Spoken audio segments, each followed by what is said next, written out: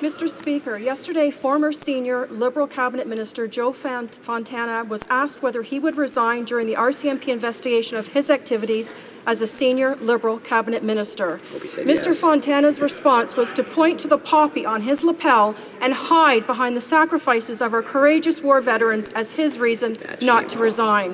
Veterans from London are condemning the comments from the former senior Liberal Cabinet Minister.